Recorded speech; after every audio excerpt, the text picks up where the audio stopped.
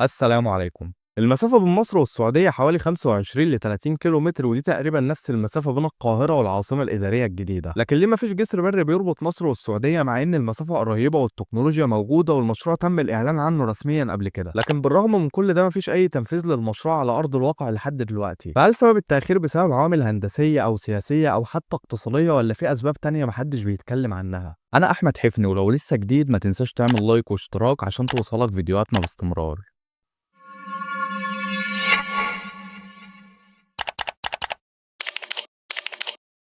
أول حاجة لازم نعرفها هي مدى قرب المسافة بين البلدين. أقرب نقطتين بين مصر والسعودية هما رأس نصراني في مصر ورأس الشيخ حميد في السعودية، والمسافة بينهم حوالي 25 ل 30 كيلو متر. يعني مش بس المسافة قصيرة، لكنها أقصر حتى من بعض الجسور الموجودة في العالم، زي جسر الملك فهد اللي بيربط السعودية بالبحرين واللي اتعمل في الثمانينات. ولو الجسر ده اتبنى هيكون وسيلة عبور ممتازة لملايين الناس بدل ما يسافروا بالطيارات أو يستخدموا العبارات اللي بتاخد وقت طويل وتكاليفها عالية. والجسر كمان هيكون حل أرخص وأسرع وأريح بالذات للحجاج والمعتمرين، وكمان هيساعد بشكل كبير في تنشيط التجارة بين البلدين. لكن بالرغم من كل المميزات دي، الجسر لسه لحد النهارده مجرد فكرة ومحدش بدأ في تنفيذه، مع إن تم الإعلان عنه رسميا قبل كده.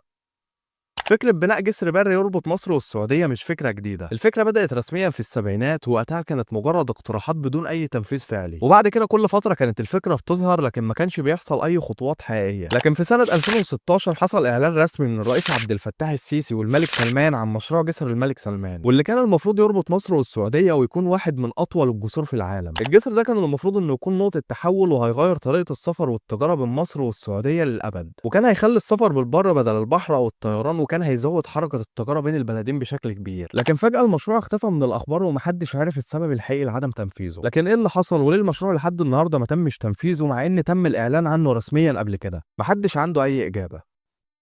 لو فكرنا من ناحية هندسية، البحر الأحمر مش زي أي بحر عادي، لكن في تضاريس صعبة تحت المية وأماكن الأعماق فيها بتوصل لمستويات كبيرة جدا، وده بيخلي بناء الجسر تحدي هندسي كبير. وقاع البحر الأحمر في المنطقة اللي المفروض يتعمل فيها الجسر مليان تلال بحرية وأعماق متغيرة، وده بيخلي تثبيت قواعد الجسر مهمة صعبة ومكلفة لأنها محتاجة معدات وتقنيات هندسية معقدة. ومنطقة البحر الأحمر من المناطق اللي فيها نشاط زلزالي، يعني المنطقة هتكون معرضة للزلازل والهزات الأرضية، وده معناه إن الجسر لازم يكون مصمم بطريقة تخليه يتحمل الزلازل، وده هيزود التكلفة بشكل كبير. والبحر الأحمر كمان فيه شعاب مرجانية نادرة جدا، وهي من أجمل وأهم البيئات البحرية في العالم. الجسر لو اتبنى ممكن يأثر بشكل كبير على الشعاب المرجانية، ودي مش مجرد خسارة بيئية لكن كمان هتضر السياحة في شرم الشيخ ودهب، لأن الشعاب المرجانية هناك من أهم عوامل الجذب السياحي.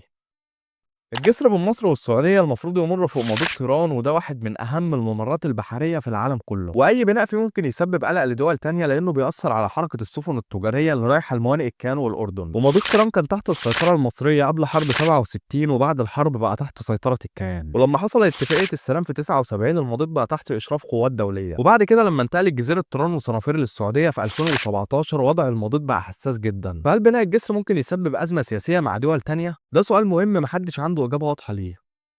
حتى لو افترضنا ان المشاكل السياسيه والهندسيه لها حلول، لسه في عقبه اقتصاديه كبيره. الجسر ده مش مجرد طريق، لكنه مشروع عملاق هيكلف ما بين 4 ل 5 مليار دولار. السؤال هنا، هل العائد الاقتصادي من الجسر هيكون كافي لتعويض التكلفه الضخمه دي؟ الدول بتفكر بطريقه اقتصاديه بحته، واي مشروع لازم يكون مربح او على الاقل مفيد بشكل واضح. فهل الفلوس اللي هتتصرف على الجسر ممكن تتصرف على مشاريع تانية اهميتها هتكون اكتر للبلدين؟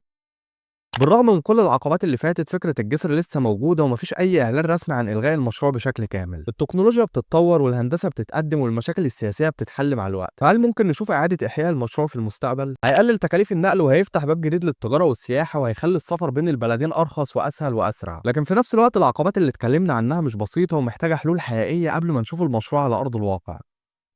في النهاية الجسر بين مصر والسعودية فكرة عظيمة، لكنها مش سهلة التنفيذ. في تحديات هندسية ومشاكل بيئية وحسابات سياسية وتكاليف كبيرة. والسؤال ده ليك، هل تتمنى ان الجسر ده يتبني ولا شايف ان الوضع الحالي كويس؟